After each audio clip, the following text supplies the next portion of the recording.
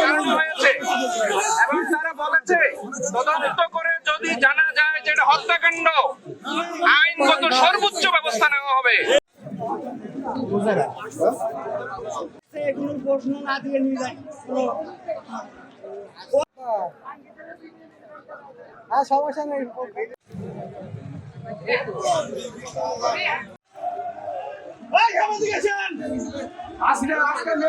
হত্যা করার পরে তাকে হাসপাতালে নিয়ে গেছে, কিন্তু তারা বলতে চাচ্ছে যে হাসপাতালে এসে চিকিৎসাধীন অবস্থায় মারা গেছে এবং তার কাছে অস্ত্র পেয়েছে তারা।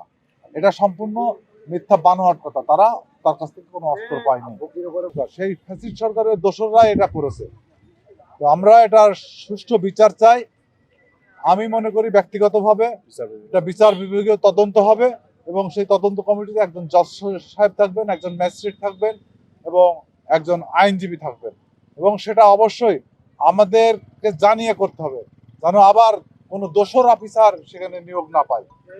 এবং এই তদন্তের মধ্য দিয়ে এই হত্যার বিচার চাই। আমরা আমার স্বামীর হত্যার বিচার চাই। তাকে পরিকল্পিতভাবে হত্যা করা হয়েছে। আমার 3টা মাসুম বাচ্চাদের পিতাহারা করা হয়েছে। আমি তাদের সঠিক বিচার চাই। তারা কেন এভাবে হত্যা করলে তাকে বিনা অপরাধে? তারা তাকে ধরে নিয়ে যেতে পারতো। সে অপরাধী হোক, তারা তাকে ধরে নিয়ে যাবে। কেন মেরে ফেলা হলো তাকে? সাথে সাথে কেন মেরে ফেলা হলো? আমাদের ফ্যামিলিতে কোনো সংবাদ দেওয়া হলো না কেন যে আপনার হাজবেন্ডকে এরকম অপরাধী, তাকে আমরা ধরেছি, আপনারা আসেন?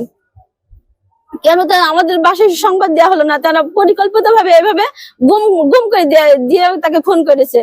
ধরে নিয়ে এসেছে, সবাই দেখেছে, প্রকাশ্যে ধরে নিয়ে এসেছে। সংবাদ পেয়েছি, তখন হসপিটালে ছিল। ওই হচ্ছে একটা লোক যে তখন সংবাদ দিয়েছে আমাদের বাসায় যে ডাবলু ভাই এরকম মারা গিয়েছে, হসপিটালে আছে। আর কোনো মায়ের বুক যেন খালি না হয়। আর সেনাবাহিনীর ঊর্ধ্বতন কর্মকর্তা এবং প্রশাসনের ঊর্ধ্বতন কর্মকর্তারা যতক্ষণ পর্যন্ত আমাদেরকে আশ্বস্ত না করবেন যে এই হত্যাকাণ্ডের বিচার আমরা পাচ্ছি, ততক্ষণ পর্যন্ত আমরা এই রাস্তা ছাড়বো না, এই রাজপথ ছাড়বো না।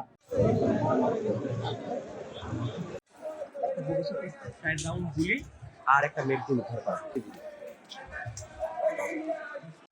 পরে আমরা ভেজাল করতে না পারে যে সঠিক রিপোর্টটা যাতে পাওয়া যায় এই ব্যবস্থাটা করব। এরপরে আমরা আইনি প্রক্রিয়া যেটা আছে সেটা আমি সব করব। 2 ঘন্টা ধরে মেজেছে গাছ সবকিছু করেছে, এর সেটা কি মেডিকেল করতে পারে না?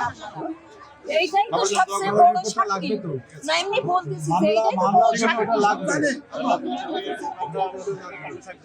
বাবার জন্য দোয়া করো যদি লেখাপড়া শিখো এবং এই এটা হারিয়ে যায়। হ্যাঁ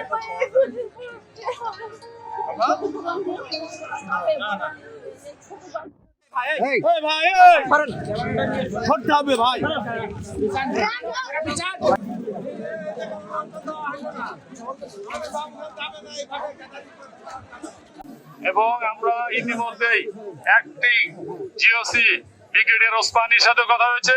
উনি বলেছেন যে আইন অনুযায়ী সর্বোচ্চ বিচার করা হবে এবং ডিসি সাহেব এসি সাহেব কথা বলবেন, ধৈর্য সহকারে শুনবেন। মিডিয়ার ভাইরা দয়া করে, এখানে কিন্তু অনেক ইমোশনের বিষয় আছে, আপনারা দায়িত্ব পালন করবেন কিন্তু আগে ইমোশনের মূল্য দিবেন দয়া করে।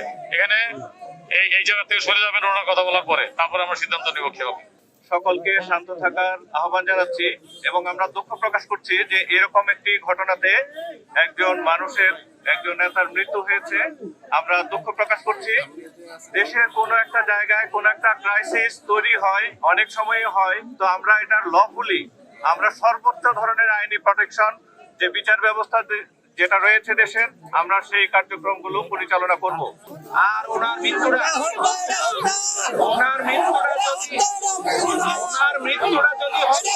হয়